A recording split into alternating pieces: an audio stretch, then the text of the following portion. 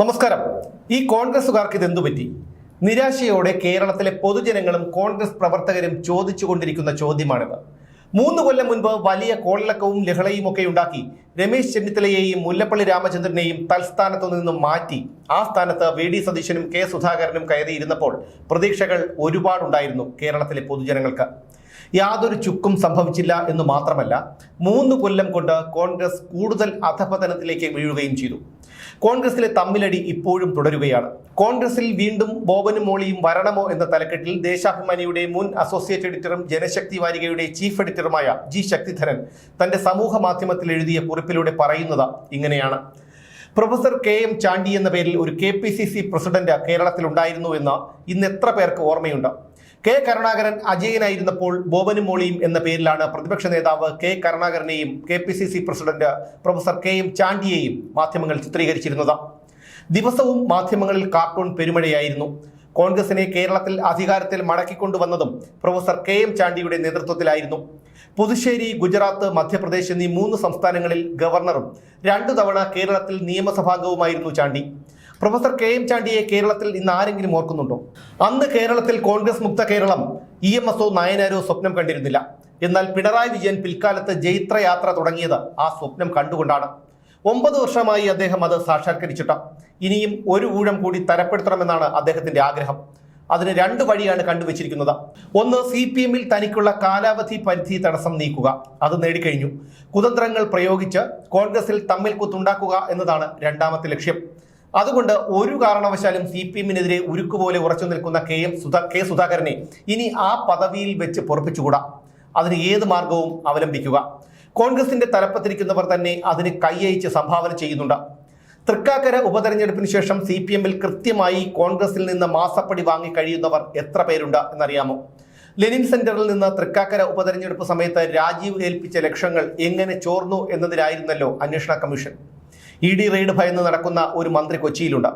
പതിവിന് വിരുദ്ധമായി AK ആന്റണി കേരള രാഷ്ട്രീയത്തിൽ താല്പര്യം കാണിച്ചു തുടങ്ങിയിട്ടുണ്ട്. CPM-നെ എത്ര കണ്ട് തൃപ്തിപ്പെടുത്താമോ അത്ര കണ്ട് കീഴടങ്ങി കൊടുക്കുക എന്നതാണ് എക്കാലവും ആന്റണിയുടെ നയം.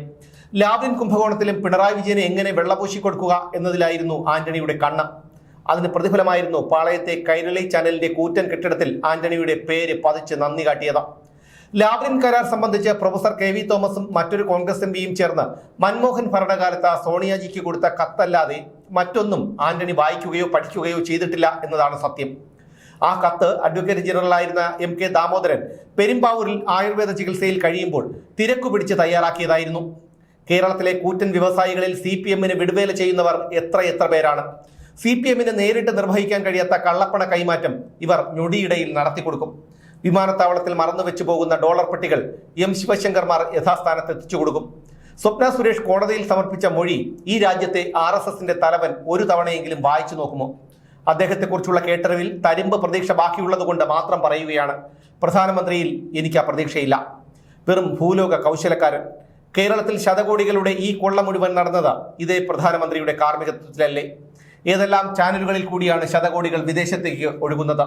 പാർട്ടി ഹെഡ്ക്വാർട്ടേഴ്സിനാണ് ബോംബ് വെക്കേണ്ടതെന്ന് മാവോ എഴുതിയത് ഏത് കാലത്തും അന്വർത്ഥമാണ്. എത്ര ദീർഘവീക്ഷണമുള്ള ആഹ്വാനം! അബുദാബിയിലേക്ക് കേരളത്തിലെ ഭരണസിരാ കേന്ദ്രത്തിൽ നിന്ന് ഇപ്പോഴും ഒഴുകിക്കൊണ്ടിരിക്കുന്ന കള്ളപ്പണം എത്രയാണ്?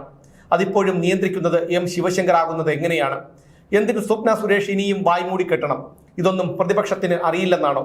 രവീന്ദ്രന്റെ അധോലോക ഇടപാടുകൾ സ്വപ്ന സുരേഷ് വെളിപ്പെടുത്തിയ അത്ര പോലും അന്വേഷിക്കേണ്ടതില്ലെന്ന് കൽപ്പിച്ചതാരാണ്? വടകരക്കാരൻ രവീന്ദ്രനും സ്വപ്ന സുരേഷും കാരണഭൂതനും തമ്മിലുള്ള ബന്ധം ആർക്കു വേണ്ടിയായിരുന്നു?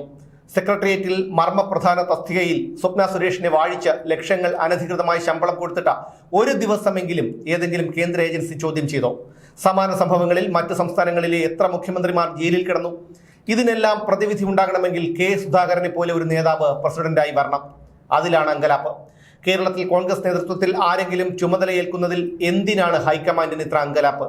കേരളത്തിൽ കോൺഗ്രസ് നേതൃപദവിയിൽ ആരെങ്കിലും നിയമിക്കുമ്പോൾ CPM-ന്റെ അച്ചാരം വാങ്ങണോ? ഏതെങ്കിലും കോൺഗ്രസ് നേതാവ് എന്റെ ചെറിയ ചോദ്യത്തിന് ഉത്തരം തരാമോ?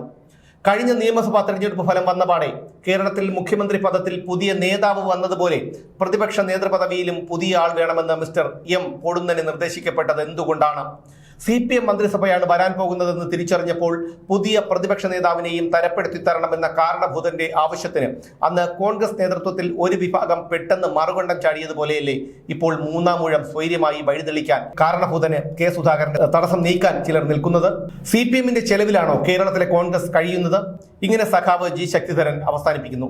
സർക്കാരിനെ പ്രതിസന്ധിയിലാക്കിയേക്കാവുന്ന എത്രയോ വിഷയങ്ങൾ VD സതീശൻ പ്രതിപക്ഷ നേതാവായതിനു ശേഷമുണ്ടായി. പക്ഷേ പ്രതിപക്ഷ നേതാവായി സതീശൻ വന്നതിനു ശേഷം ഒരൊറ്റ കേസിൽ പോലും സർക്കാരിന്റെ അഴിമതികൾക്കെതിരെ കോടതിയെ സമീപിച്ചിട്ടില്ല.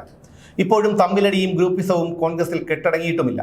മൂന്നാം ഊഴത്തിലും പിണറായി തന്നെ അധികാരത്തിലെത്താനുള്ള സാധ്യതയാണ് എങ്ങും.